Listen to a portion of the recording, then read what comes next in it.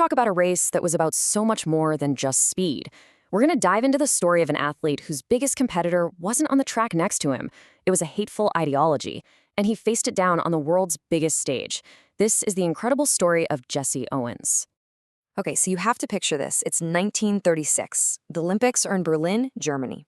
And for Adolf Hitler, this wasn't just about sports. Oh no. This was his chance to prove to the entire world his twisted, horrifying theory of Aryan racial superiority. This quote right here, it sets the tone. It shows you exactly what Jesse Owens and other athletes of color were walking into. The whole thing was basically a political powder keg. So the big question is, how do you even prepare for something like that? To face down that kind of pressure, that kind of hate? Well, to really get it, you've got to go back. You have to see how Jesse Owens was shaped by the struggles he faced right in his own country. I mean, talk about humble beginnings. He was born James Cleveland Owens in Alabama, the grandson of a slave. Everyone called him JC for short. And the name we all know him by, Jesse, that actually came from a teacher in Ohio who misheard him say JC. From there, he just exploded onto the scene. By the time he got to Ohio State, he was a phenomenon. They called him the Buckeye Bullet, and for good reason. In 1935, on a single day, he broke 3 world records and tied a 4th. Just incredible. But here's the part of the story that's just staggering. On the track, he was a superstar, a champion, unbeatable. He won every single race he ran in 1935. But the second he stepped off that track, the reality was completely different. Because he was black, he wasn't allowed to live in the campus dorms. He didn't even have an athletic scholarship for track. He had to work multiple jobs just to pay his own tuition. It was a completely divided world. And this quote, man, this tells you everything about his mindset. In a world that was constantly telling him no, putting up barriers, running was the one place where none of that mattered. It was all on him. His power, his effort, his will. That fierce self-reliance, that's exactly what he was going to need when he got to Berlin. All right, so let's jump back to the 1936 Olympics. Owens arrives in the heart of Nazi Germany. He's carrying all this weight on his shoulders, the hopes of a nation, but also the hate of the regime hosting the games. He's walking right into the lion's den. And what did he do? He put on one of the greatest performances in the history of sports, period. 4 gold medals. He was the first person ever to win 4 track and field golds in a single Olympics. Just think about that image for a second. 4 times, a black man from America stood on the highest podium right in the middle of Hitler's Berlin. The 100-meter, the 200-meter, the long jump, the 4x100 relay. Every single one of those wins was so much more than a medal. It was a statement.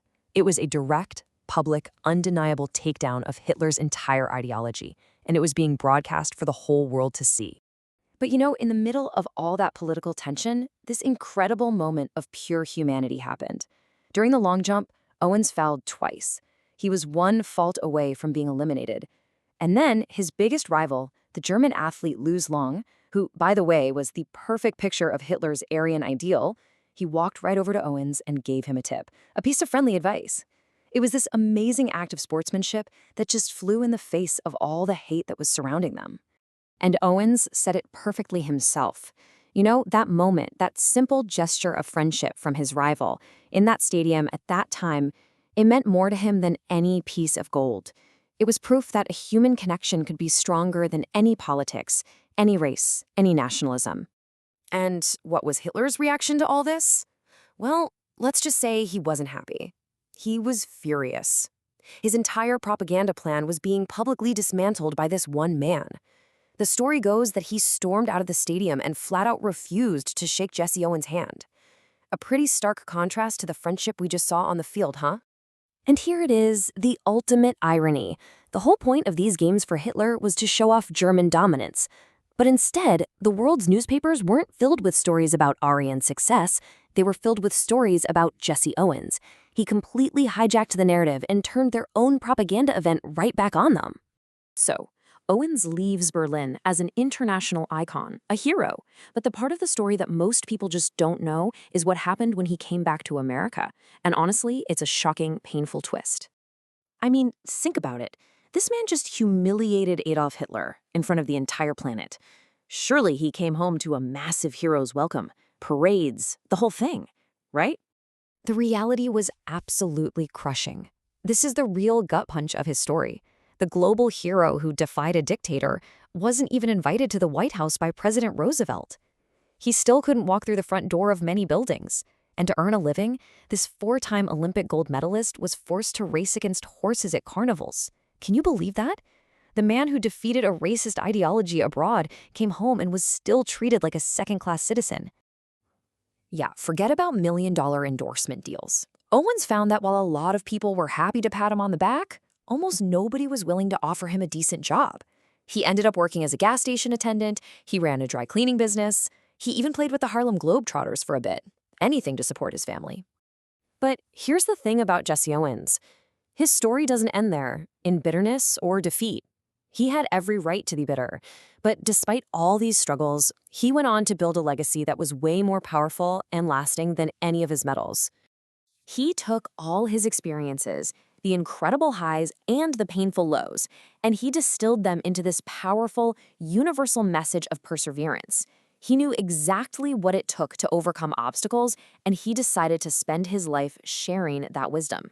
He really found his true calling as an inspirational speaker.